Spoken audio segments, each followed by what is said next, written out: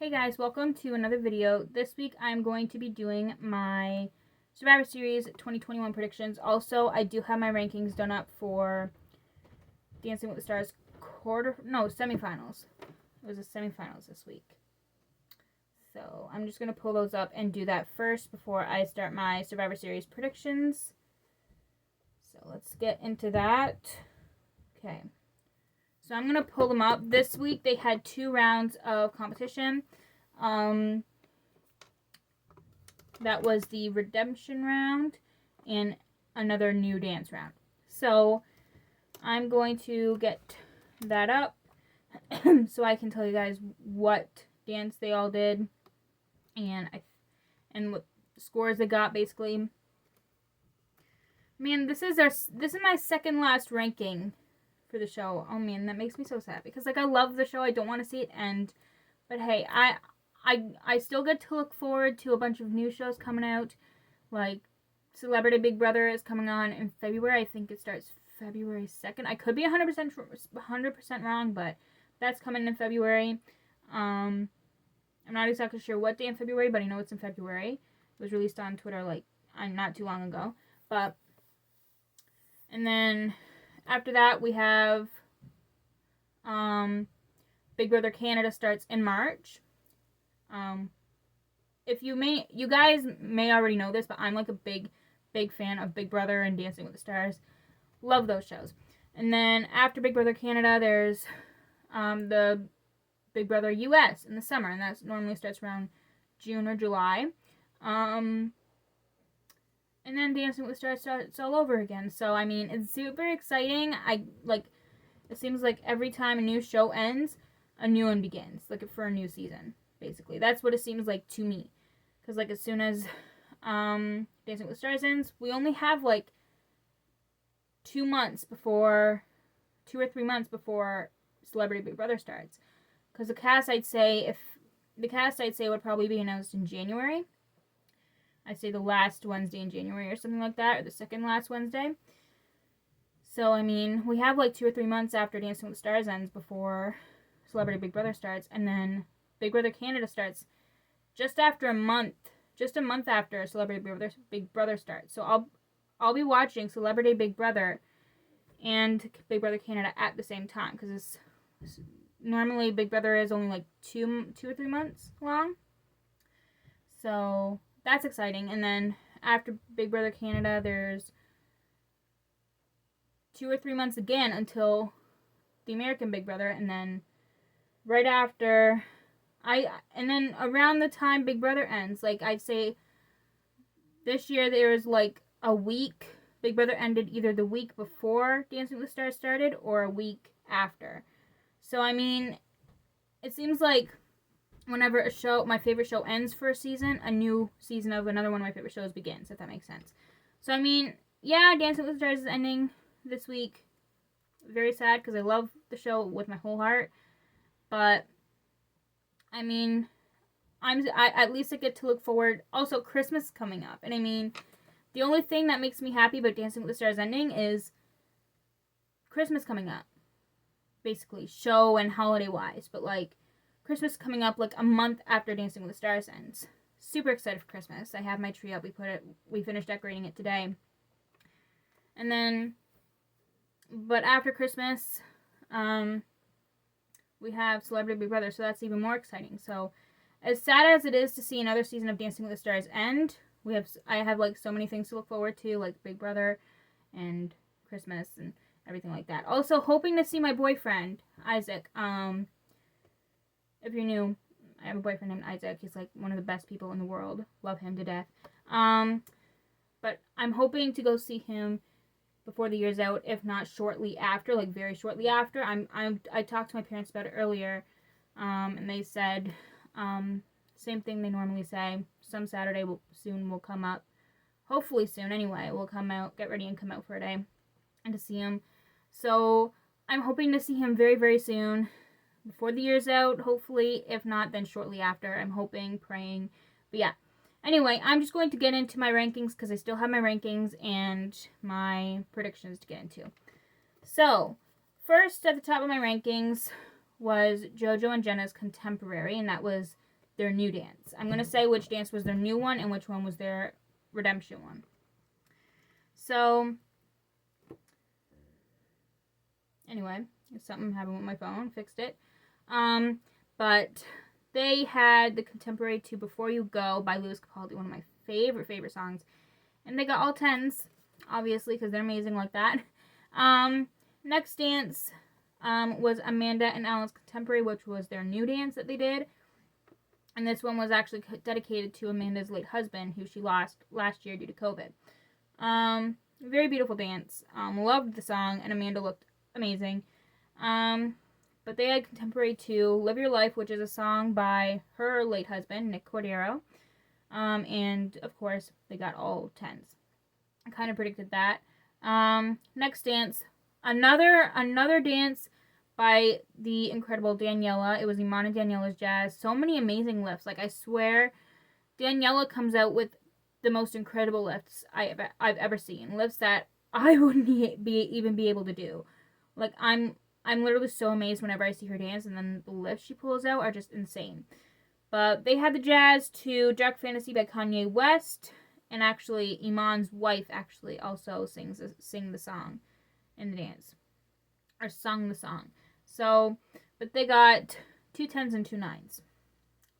And the next dance on my list was Suni and Sasha's Foxtrot to also Iman and Daniela's Jazz was their new dance, and Suni and Sasha's Foxtrot was their redemption one. So basically what that means, the redemption dance, is they take a dance that they've already done and try to improve and redo the dance. Not the exact same dance, like to the exact same song and everything, but they take the dance.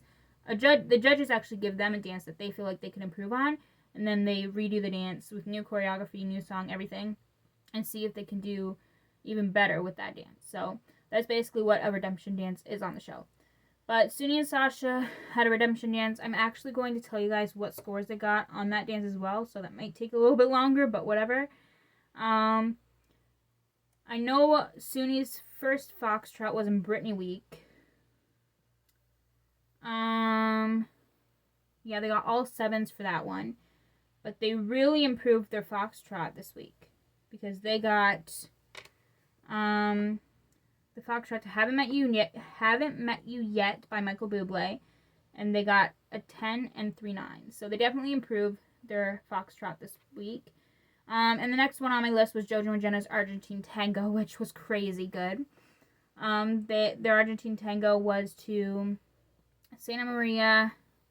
That's Spanish, and I don't speak Spanish. I do know a couple of the Spanish lyrics from Despacito, but I don't really speak fluent Spanish. I just know like a few things of Spanish. But by Go Tam Project, and they got all 10s. And the first time, this was their redemption dance, by the way, they had the Argentine Tango, which was also on Britney Night, I'm pretty sure.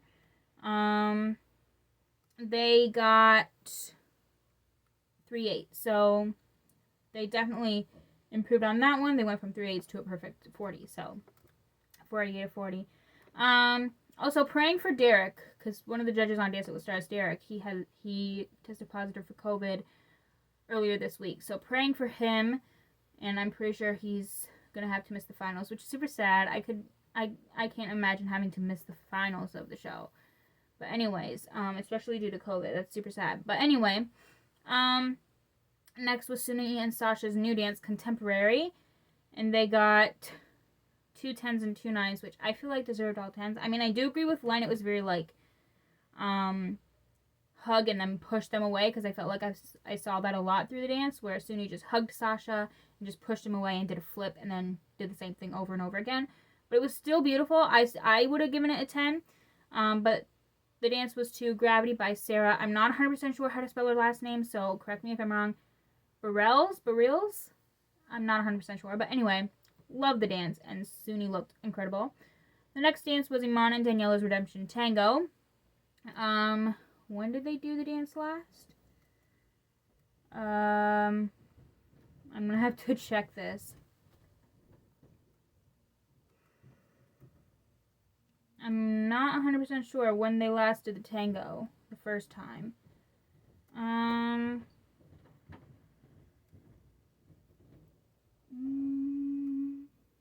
It definitely wasn't. Was it in Britney Week? I don't think it was. No, it was. Yes, they did. Okay. First time they did the tango was in Britney Week, and they got 766. So, but this time they did the tango, they did way, way better. They did the tango to Telephone by Martinez. I could be wrong with that name again, but they got 9, 9, 10, 9. So that's a big improvement in that one. And the next one was Melora and Artem's Rumba. This is the next one on my list. And if you guys don't know this, my list actually goes from most favorite to least favorite. Out of personal enjoyment, of course, because a lot of these actually got higher scores than the ones lower on the list. But all these are based on enjoyment instead of like what dance was better, like technicality-wise kind of thing.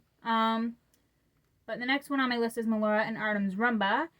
And this was a redemption one. And the first time they did the Rumba was in week 2, I'm pretty sure.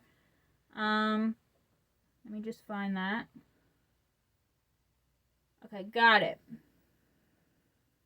Okay, first time they did the Rumba, they got 7677. But this time, I know they did way better. All couples did way better on their redemption dances, honestly, I'm pretty sure. But this time they did the Rumba to I Don't Want to Wait by Paula Cole, and they got an 8, 2 9s, and a 10.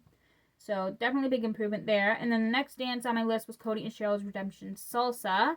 First time they did the salsa, they were actually in quarantine because both of them had COVID at the time, so they had to show their rehearsal footage instead of like actually performing on the dance floor. So the first time they did the salsa, not the rumba, I don't think they had the rumba, but first time they did the salsa, they had to mark it because it was just rehearsals at the time. So they couldn't really score it and perform full out, but they ended up getting on their first salsa, they ended up getting all 6s, which I felt like deserved way higher than that. Even like it was still marking and it still looked like phenomenal. So I personally think it should have gotten way higher than 6s, but hey, whatever. The judges must know what they're doing. But anyways, but this week for their redemption salsa, which was to Danza Kuduro by Don Omar and Lucenzo, one of my favorite songs as well. They got 3 9s and an 8, so definitely improved there too. The next dance was Amanda and Alan's Redemption Tango to Titanium by David Guetta featuring Sia. The first time they did the tango was actually in week 1, the first show this season. And they got, I should say, all 7s for that one. So they didn't do too bad on week 1, but they definitely improved this time. They got 3 10s and a 9. And 2 more left on my list for this week's rankings. The next dance was Melora and Artem's Contemporary, which was a new dance, and they got the song Thunder by Imagine Dragons. Love the song as well. And they got all 9s. And the final dance on my rankings this year for personal enjoyment, or this week I should say, was Cody and Cheryl's new dance, Argentine Tango, to La Comparsita by Forever Tango. They had 2 Spanish songs this week. But anyways, and they got all 9. So yeah, those are my rankings for this week. Now on to my Survivor Series predictions. So I almost forgot about that, but I'm glad I didn't. But Survivor Series is on tomorrow night, and I'm super excited. I love Survivor Series. It's definitely one of my favorite pay-per-views. So I posted my blog earlier today. So I'm reading this straight from the blog because I also did a predictions blog post. But let's just get into it, by the way. So the first match, these are the matches that are confirmed. There might be more announced tomorrow before the show. I don't know. But the first match is Team Raw versus Team SmackDown in a 5-on-5 elimination match. This is the men's one because they have a men and a women's one. So they take 5 of their best wrestlers from Raw and 5 of the best from SmackDown, and they wrestle basically. And if you get pinned, you're eliminated from the match, and it keeps going until one team loses all of their members, and the last team with the most members standing wins. So basically the first team that loses all their members loses, and the other team wins. So that's basically how it works. But Team Raw is Bobby Lashley, Austin Theory, Kevin Owens, Seth Rollins, and Finn Balor. And Team SmackDown is Drew McIntyre, Jeff Hardy, and King Woods, and Happy Corbin. And the last one was, it was to be announced, but where I had this part of the blog done like 2 days ago.